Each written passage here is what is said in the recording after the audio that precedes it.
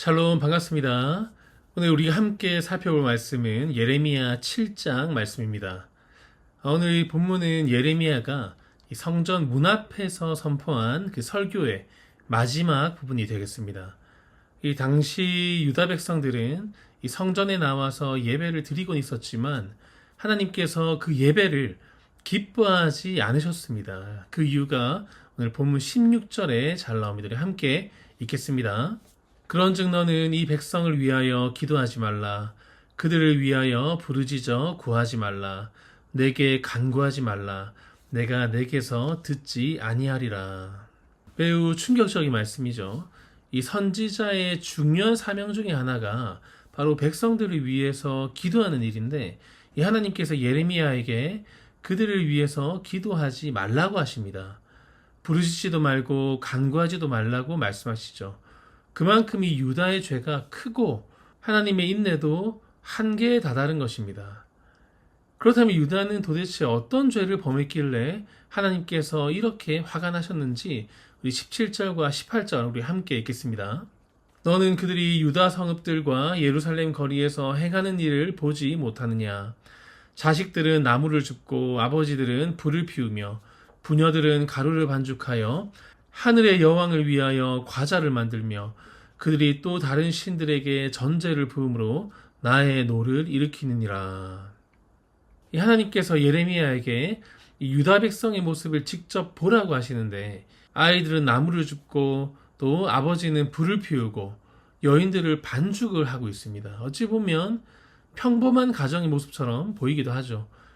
그런데 이 모든 행동들이 다 하나님을 위한 것이 아니라 하늘의 여왕을 위한 것이라는 겁니다. 온 가족이 함께 우상을 섬기고 있는 것이죠. 이 우상 숭배라는 것이 일부 사람들의 문제가 아니라 한 가정 전체가 자연스럽게 참여하고 있는 것입니다. 이 죄라는 것이 특별한 일이 아니라 이제 매우 일상이 되어버린 것이죠. 우상 숭배가 삶의 일부이고 또 우상 숭배가 문화가 되어버린 겁니다. 그런데 이게 끝이 아니라 그들이 우상을 숭배하면서도 성전에는 계속 나왔다는 거예요. 예배는 드렸지만 삶은 하나님을 떠나 있고 또 마음에는 우상이 있는 이 상태를 하나님께서 매우 노하시고 또 책망하고 계신 것입니다. 우리 9절과 10절 그리고 19절을 함께 읽겠습니다.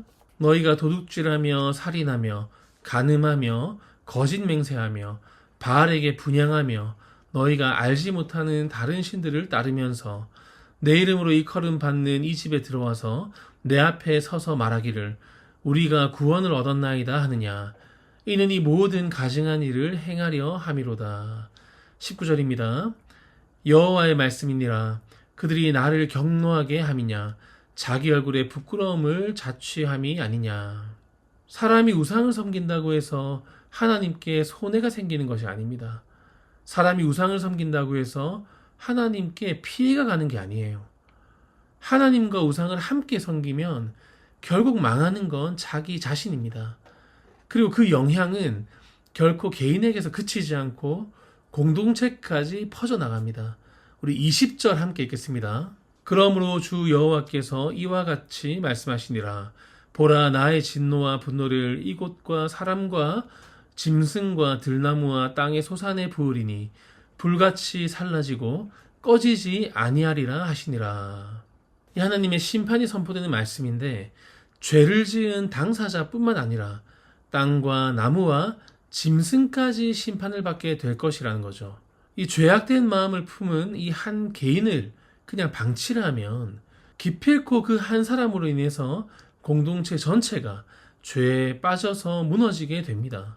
그런 경우를 우리는 너무나 많이 또 쉽게 목격하셨을 거예요. 처음부터 큰 죄가 발생하고 처음부터 그 집단 모두가 동시에 죄를 짓는 일은 잘 없습니다. 오히려 한 사람이 작은 죄를 품고 그 죄를 잘 키워서 한 사람 한 사람 전염시켜 나가다가 결국에는 공동체 전체가 병들어서 소멸되고 마는 것이죠. 21절에 하나님께서 또 이런 말씀을 하십니다. 우리 함께 읽겠습니다. 만군의 여호와 이스라엘의 하나님께서 이와 같이 말씀하시되 너희 희생제물과 번제물의 고기를 아울러 먹으라. 번제물과 희생제물은 하나님께 바쳐져야 합니다. 그런데 너희가 가져가서 먹으라는 거예요. 무슨 뜻이겠습니까? 너희 제사를 받지 않겠다는 말씀이죠. 예를 들면 우리가 헌금을 냈는데 하나님께서 네가 낸 헌금 나는 안 받을 거야. 가지고 돌아가. 이렇게 말씀하시는 것과 같은 거라 보시면 됩니다. 더운 날씨에 어렵게 버스 타고 예배드리러 왔는데 하나님께서 너의 예배는 나는 안 받을 거니까 다시 돌아가라. 이렇게 말씀하시는 거예요. 왜 그렇겠습니까? 마음에 우상을 품은 채 예배를 드리기 때문이죠. 왜 하나님께서 이렇게까지 분노하시며 또 화를 참지 못하시는 걸까요? 우리 22절부터 24절 함께 읽겠습니다. 사실은 내가 너희 조상들을 애굽 땅에서 인도하여 낸 날에 번제나 희생에 대하여 말하지 아니하며 명령하지 아니하고 오직 내가 이것을 그들에게 명령하여 이르기를 너희는 내 목소리를 들으라. 그래야면 나는 너희 하나님이 되겠고 너희는 내 백성이 되리라. 너희는 내가 명령한 모든 길로 걸어가라. 그리하면 복을 받으리라 하였으나 그들이 순종하지 아니하며 귀를 기울이지도 아니하고 자신들의 악한 마음의 꾀와 완악한 대로 행하여 그 등을 내게로 돌리고 그 얼굴을 향하지 아니하였으며. 사실 오늘 본문의 핵심이 바로 이 말씀이죠. 하나님께서 원하시는 것은 단순히 제사 그 자체가 아니었습니다. 먼저 하나님의 목소리를 듣고 또 그 말씀대로 살아가는 것, 그것이 하나님께서 원하시는 예배이고 또 하나님께서 원하시는 순종인 것이죠. 예배는 순종하는 백성이 하나님께 드리는 응답의 예배인 것입니다. 결코 예배가 순종보다 먼저 될 수 없는 거예요. 그런데 유다는 순종을 버리고 형식적인 예배만 남아 있었어요. 삶은 이미 하나님과 너무 멀어져 있었지만 그래도 양심상 예배라도 드려야겠다라고 생각한 거죠. 성전에만 나오면 안전할 것이라고 믿은 겁니다. 하지만 하나님의 대답은 내가 바친 재물을 가져가서 너희나 먹어라. 이렇게 결론이 나는 것입니다.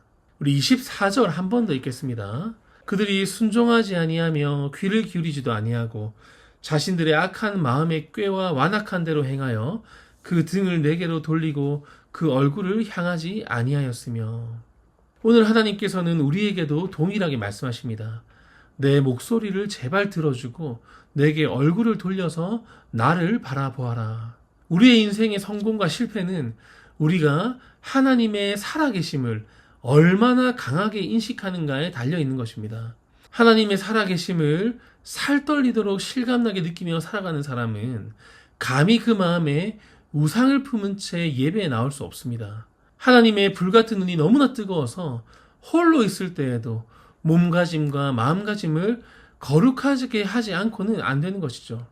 다소 무거운 말씀이지만 몸에 좋은 약이 입에 쓰다는 말처럼 말씀이 쓰고 날카롭고 예리할수록 우리의 영혼을 정교하게 수술할 수 있는 메스가 된다는 사실을 기억하시면서 이 예레미야서를 함께 읽어나가는 동안 우리를 끔찍하게 사랑하시기 때문에 또 맹렬하게 경고하시는 그 하나님의 절절한 심정과 그 사랑을 우리가 발견하고 또 그 가운데 큰 은혜를 경험하시는 저와 우리 모두가 되시기를 주님의 이름으로 간절히 소망합니다.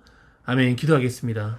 사랑이 많으신 하나님 아버지, 오늘도 귀한 말씀으로 한 주를 시작하게 하시니 감사를 올려드립니다.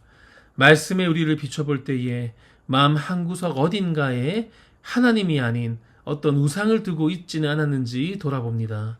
너희는 내 목소리를 들으라 하신 그 말씀을 마음에 깊이 새기게 하시고 형식적인 예배만 드리며 스스로 안도하는 신앙이 아니라 하나님의 말씀을 듣기 힘쓰고 하나님의 심정을 이해하려 애쓰고 하나님과 원만한 소통과 교제를 이루어 나가기를 기뻐하는 귀한 주의 백성 다 될 수 있도록 인도하여 주시옵소서. 삶의 모든 자리에서 하나님의 얼굴을 구하게 하시고 주와 동행하는 삶이 되게 하여 주시옵소서. 이 예레미야서를 통하여 하나님을 더 깊이 알게 하시고 하나님을 더 이해하게 하시고 하나님의 살아계심을 강하게 인식하는 귀한 시간 되게 하여 주시옵소서. 허락하신 한 주간도 주님께 온전히 올려드리며 선교사적 사명을 열심으로 감당하는 한 주가 되게 하여 주시옵소서. 감사드리며 예수님 이름으로 간절히 기도드립니다. 아멘. 오늘은 양승윤 선교사님과 그 가정을 위하여 함께 기도하겠습니다. 울산 지역에서 진행되는 베트남 선교 사역이 하나님의 선하신 인도하심을 따라 잘 진행되게 하시고 선교의 모든 과정이 순조롭게 진행될 수 있도록 하나님의 지혜를 충만하게 부어 주시옵소서. 또한 최연선 선교사님의 작은 도서관 사역이 지역사회의 생명의 복음을 전하는 귀한 마중물이 되게 하시고 특별히 두 자녀의 신앙이 주님 안에서 깊이 뿌리내려 하나님을 온전히 사랑하는 자녀들로 자라나게 인도하여 주시옵소서. 이어서 산다가 마을의 복음화를 위해 기도하겠습니다. 산다가 마을에 뿌려진 복음의 씨앗이 생명력 있게 자라나서 풍성한 열매로 드러나게 하시고 주님의 사랑이 온전히 흘러갈 수 있도록 은혜 더하여 주시옵소서. 계속해서 몸과 마음의 질병으로 고통받고 있는 믿음의 가족들과 경제적 어려움을 겪고 있는 분들과 타지와 타국에 계신 분들과 우리 교회 다음 세대와 지역과 나라와 한국교회를 위하여 간절히 기도하도록 하겠습니다. 기도합니다.